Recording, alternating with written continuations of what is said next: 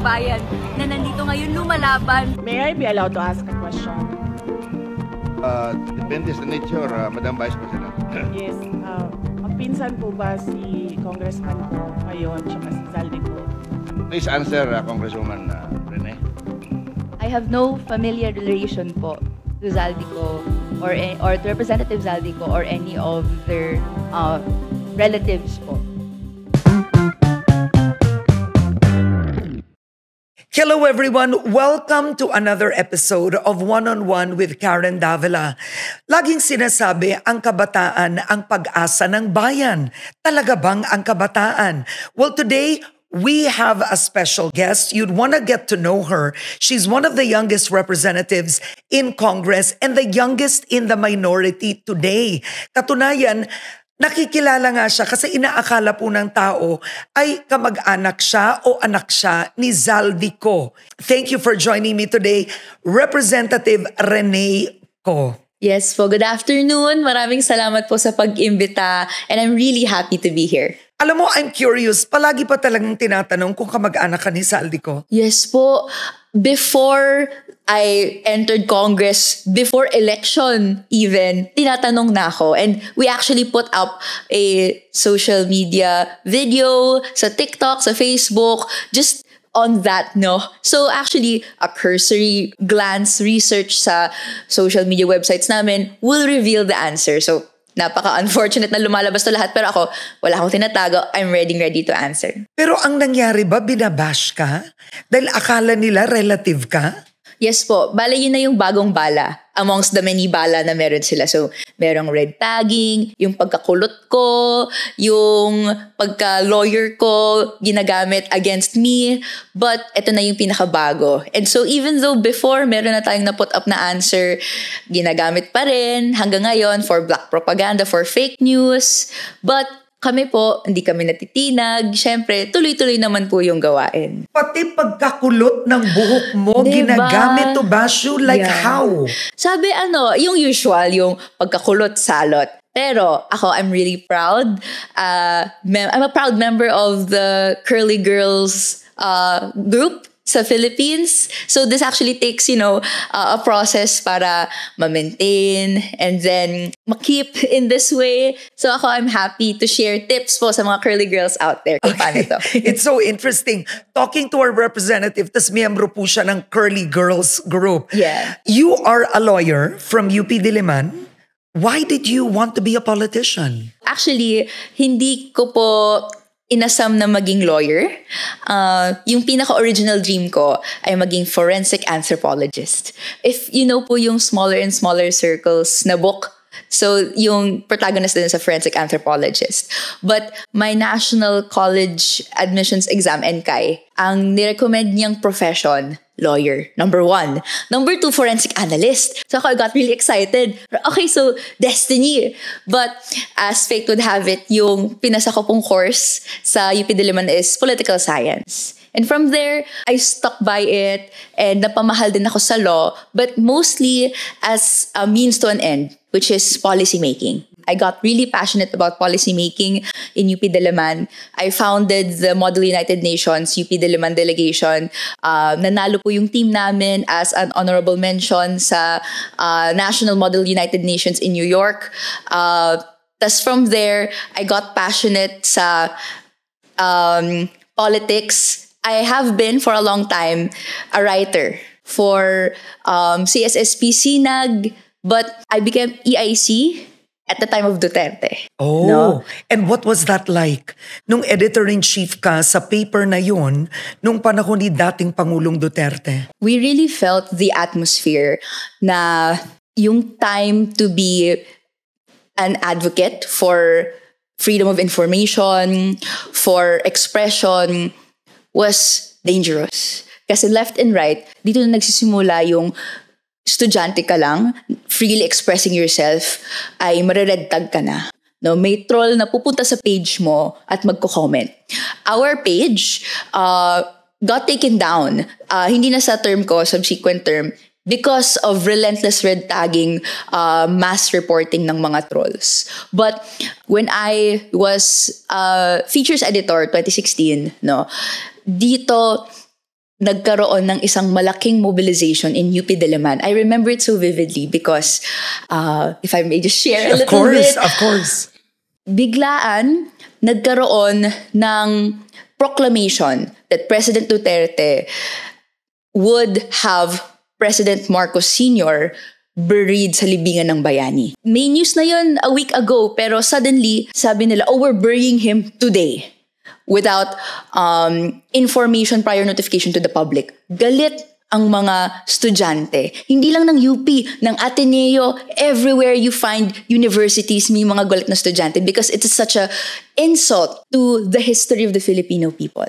And so, ang ginawa ko doon is sumali ako sa maraming mga estudyante na hindi pa nga, walang plan eh. Pero lahat kami, indignant. And feeling namin, we have to do something about it. So nag-mass gather na lang kami sa Palma Hall. And thousands yung nag-gather doon. And lumabas sa Katipunan in protest. From there, I think, doon ko na-realize na kahit gaano kakabait, kahit gaano ka mag-play by the rules, the people in power who have self-interest in mind, hindi nila yan papakinggan. You have to be loud, you have to be organized, you have to be proud. And from then on, I've been with Kabataan Party List and I have been, vocal alongside my many advocates sa anong klaseng pagbabago ang gusto natin. And what's interesting with you is many people are cynical about politics and politicians. Pag sinabi na lang, ay, politician, corrupt yan. Kapag sinabi mong congressman, corrupt yan. And here you are, from being a protester, a student activist, tumakbo ka, naging politiko ka. We don't look at being a member of the House of Representatives as playing politics, no? Rather, we view our seat as a platform kung paano mas mapapalakas yung mga kampanya ng mga sektor at ng mga mamamayang Pilipino. So, honestly, the things you can do inside the House of Representatives, sobrang limited, no? Yeah. What do you mean sobrang limited? So eto, you have a seat in Congress. Technically, you're equal to any other congressman. Ideally, kasi 1-to-1. One seat is one seat. And yet you feel unlimited. Yes, because imagine, we're 314 right now. No, the minority is even smaller than that. It's like a 20-something. And us being part of the Makabayan bloc, 3 na kami ngayon. No, and you have many campaigns. You have many perspectives on the different issues, on different aspects of life and society in Philippines. No. Most of the time, ang babanggain mo is yung mainstream. And lahat ng 300 plus ng Congress people na to, they are siding with the mainstream. So, you are one voice, yes, equal kayong lahat, so to speak. But if you have a speech of your perspective, ang tutunggalin mo is like 300 or so perspectives of the mainstream, the status quo opinion, no? Kung titingnan lang natin kung paano tatambalin yun sa oras, no? Mauubos yung oras mo, kaka-defend nun, pero 300 plus, imagine mo kung 1 minute each sila, wala ka talagang magagawa sa ganun. That's why the real fight is outside the halls of Congress, outside the halls of power even, where you have organizations, sectors organizing themselves to clear campaigns, articulating their demands, which will, not only reach the ears, pero provide pressure, clear pressure sa mga taong sanay sa comforts of their life. You are 27 years old. You are idealistic. You are now a representative at a time when Congress is seen as its most corrupt. What shocked you? Okay. Siguro po muna, yung 2025 budget, even though ngayon nasiwalat, yung kalalaan, ang contender ng most corrupt budget dapat yung 2026. But since the budgets of President Marcos Jr. that he has signed, lumaki yung flood control projects, lumaki yung unprogrammed appropriations. So honestly, each budget could be a contender for the most corrupt. And siguro yung what most shocked me in my time in Congress, a lot of Congress people, even though na-shake up ng scandals and discoveries of corruption, they are not shaken. They are going by every day as if it's normal. Syempre, you'll hear from some of them yung statements of concern, no? But most of them will want this buried really quickly. Kumbaga walang konsensya. Opo. Ganoon, totoo. Pero, syempre, meron sa kanila na may sinasabi about this. And a lot of them, pagka may sasabihin sa kanila, ngayon nang papalapit sa mobilizations and other schedules, pangamba at kaba yung nararamdaman nila. Na what if hindi na itong matigil? And that provides yung kanilang instability sa power na supposedly hawak nila, pero ngayon ay may shift na kailangan sagutin yung clamor na hinihingi at dinidemanda ng mamamayang Pilipino. Now, even if it's a few months, you experience the leadership of Speaker Martin Romualdez kasi napalitan na siya.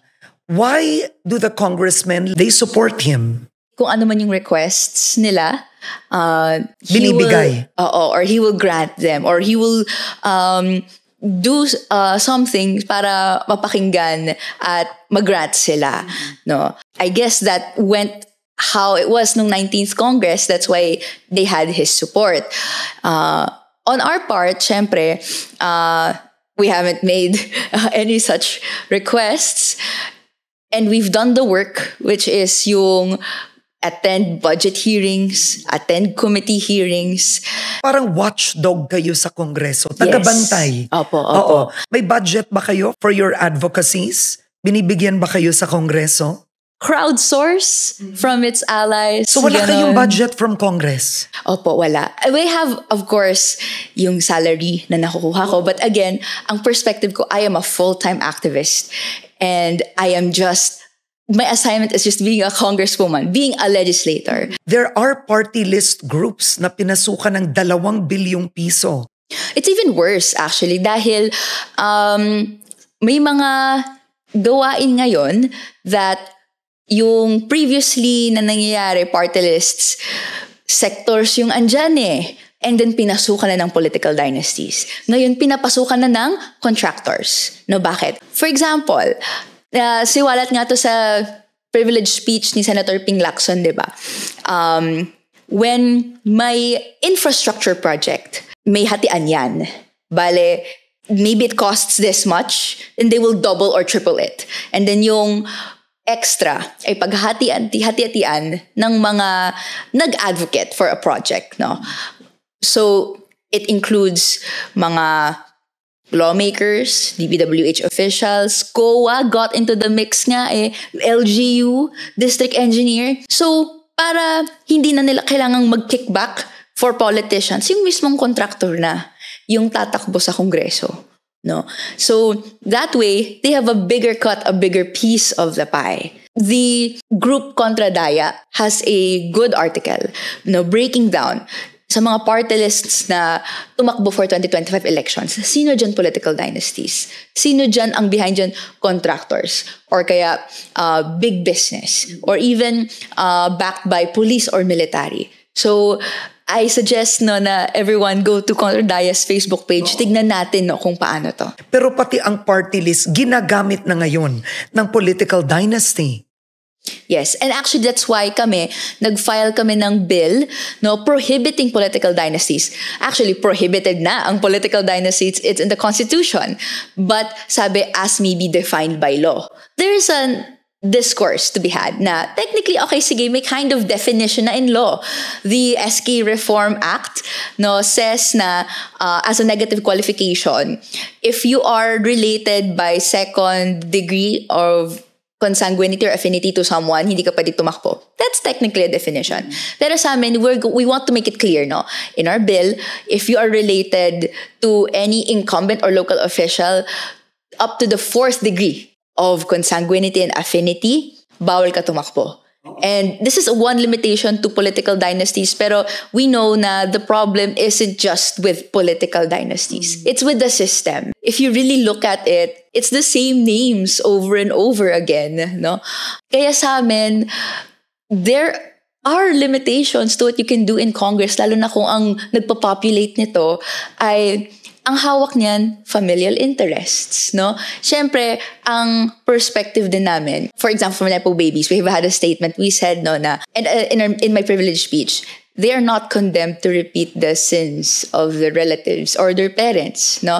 But it is up to these members of political dynasties or big families na i-betray yung corruption, yung opulence that their family has enjoyed, and to be with the side of the people, of the masses. And you have to, get organized to be able to do that. You talked about Nepo babies, and ang Nepo babies, nagalit ang tao because of their flexing. 'Di ba? Hindi na nga nila pera na pinaghirapan, pinagyayabang pa sa social media, right? Pero in Congress, there's also a flexing lifestyle. Were you surprised? Tell me what it was like nung pagpasok mo. Nakita mo yung mga kongresista. Noong una, nakita ko din syempre, their outfits are different than mine. Their cars are different than mine. Sports cars. Wala pang nakitang sports cars. Pero you can tell that these cars are expensive, no? Yung mga vans na bulletproof, etc., ganyan. And if you get a cursory peek at the offices of some Congress people, you will be shocked by, looking at it, the money that has to be poured to it to look like this, no? Whereas sa amin, as in, mukha talaga siyang government office or like barangay outpost, gano'n. They have to bring in their own personal money to be able to construct their offices in such manners. So, that was shocking. Pero ako, I focus on the work, no? Work to be done, which is yung continuously legislating, continuously providing policies, and condemning and holding accountable yung mga officials that are chief architects of the system. And I'd like to highlight, sino ba ang origin ng kulturang ito na kung nasa politika ka, you can lead an immeltific lifestyle. We have the Marcos family.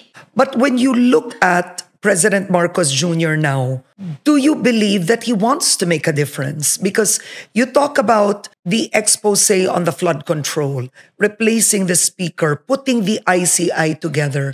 What can he do to prove that he wants to be a good president? I think, unang-una, lahat ng ill-gotten wealth ng family niya, he has to return.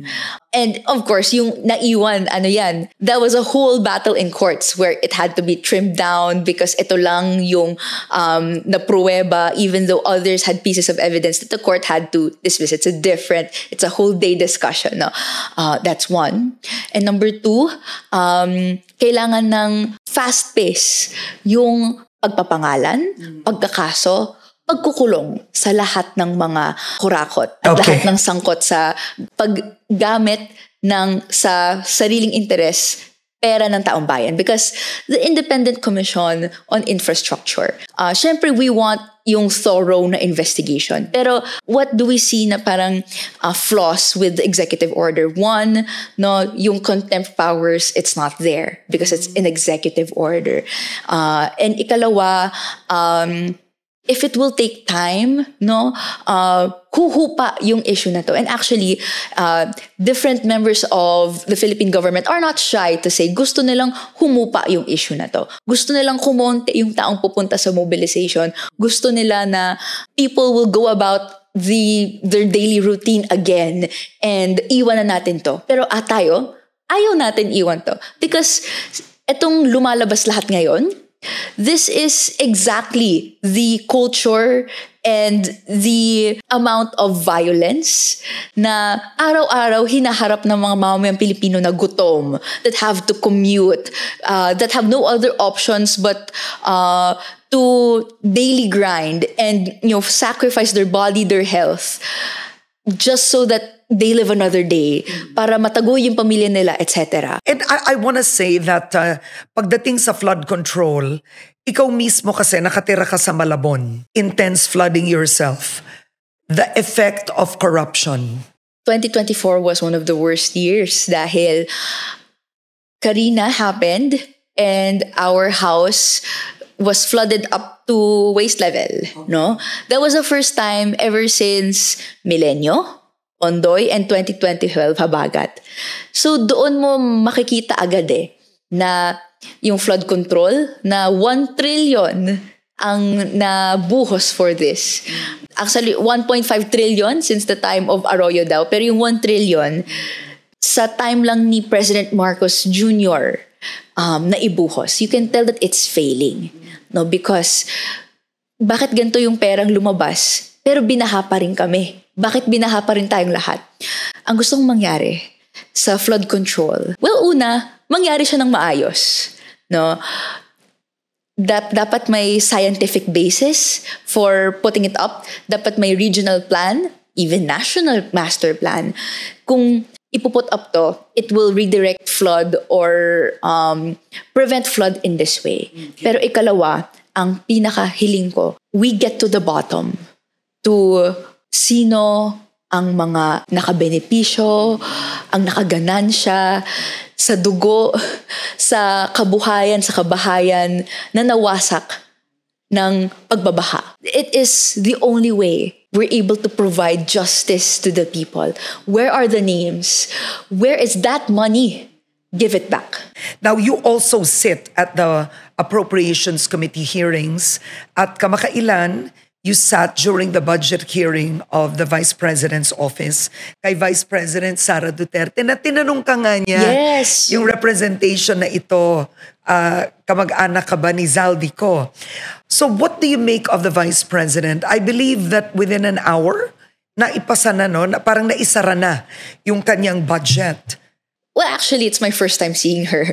So, what used to be just behind the screen or on our placards, she's there in the flesh, ganyan.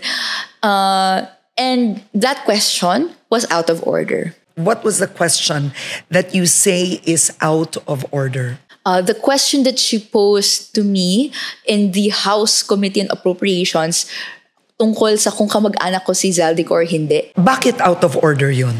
Because it is a time na ang sumasagot dapat ng tanong ay siya at hindi ako. Pero ako po, wala akong tinatago. I had no qualms in answering her question and saying, hindi ko po kaano-ano si Representative Zaldico.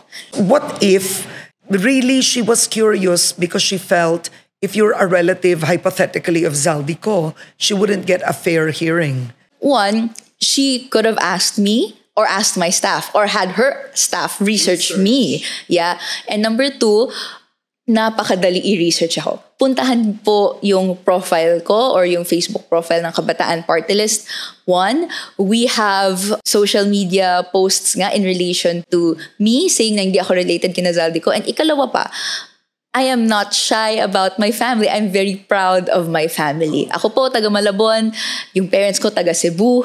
Malayong malayo sa Bicol ni Representative Zaldico. So, what do you think was the intention? Why was that asked? To divert attention away from her budget na naging subject nga of an impeachment complaint.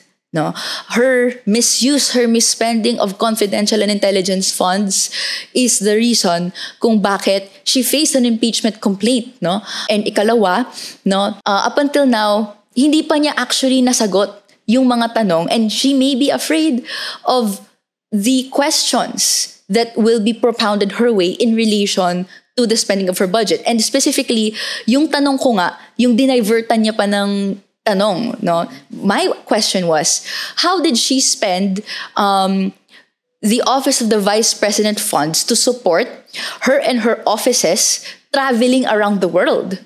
Well, we essentially had an answer na 7.4 million pesos was spent on the flight and accommodations of her staff and security when she would travel to different countries. We asked her, are these trips personal or official in nature? We eventually had the admission that not all trips are official. Some of them personal.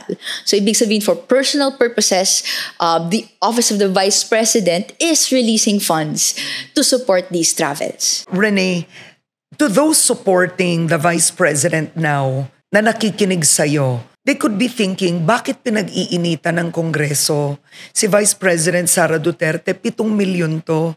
Sinazaldico ang insertion, 13 billion. I think every peso counts. Every peso na dapat nalaan sa edukasyon, sa kalusugan, sa pabahay, sa iba't ibang pangailangan ng mamayang Pilipino has to go there. And kung saan man sa budget may makita tayong hindi maayos na paggasta, ang ating proposal is, wag na yan, i-divert na yan sa mga basic social services. Including dito, yung buong DPWH budget on flood control na 263 billion pesos. Bilang nasa kabataan, makabayan, gusto natin yung dapat mas madagdag yung funds ng state universities and colleges. Dapat mas marami tayong napapaaral na high schoolers, college students, and pagsagot therefore ng tuition nila, kung saan sana mas marami tayong bahay na napapatayo. But for President Marcos Jr.'s 2025, 24 lang yung direct housing units na napatayo ng kanyang flagship housing program. All of this, kailangang ibutbot. Kailangang bigyan ng proper attention. And therefore, all money has to go there instead. Every peso counts. Rene, what is your dream, your goal? My ultimate dream is to live in a reality where society is just, fair, and equal. We are so far from it. And baka po sabihin nyo, napaka-conceptual naman ng dream na. Pero I've had this epiphany ever since my last year in law school. I'm grinding away para makuha ko yung degree at makapasa ako ng bar. Pero may nakasalamuha akong old lady, matandang babae. She is past 80, pero nagbebenta pa rin siya ng mani-mani sa kalsada. Inisip ko, anong mali sa lipunan natin na ang dapat na nagpapahinga ay nasa labas pa rin, kumakayod dahil kailangan. I took the time to talk to her and doon ako na-inspire na I have to work every day para mayanig ang mga komportable, para mayanig ang mga patuloy na nagpapakasasa sa kanilang yaman without a care sa kung ano yung daily harsh sufferings of the Filipino people. My dream is to be useful in any way possible to contribute to this change, to this dream that I have. What is your advice to the young people today? Medyo siguro galing personal yung aking personal advice. Get out of your comfort zone. Be fearless. I used to be, I think, a very apolitical college student up until the time of Duterte, where we were all forced to be political because risking neutrality means you are complicit sa araw-araw na may namamatay na kapwang kabataan. It came as close as kapwa kaibigan. It is daunting to, pick a side and to put yourself out there and make a political stance. Kasi I think in our age, we are so afraid of being wrong. We are so afraid of, lalo being canceled for your wrong beliefs. But you have to try. We have to try. Because it is better to be wrong but trying than to be right and silent. No. Make statements. Put up social media posts. Be part of mobilizations. Meet an organization. And you can, have mistakes when running this organization. But what's important is you're out there. You are molding yourself to be a better citizen, to be more empathetic, and to be part of the construction of a just, fair and equal world. Speak up rather than not.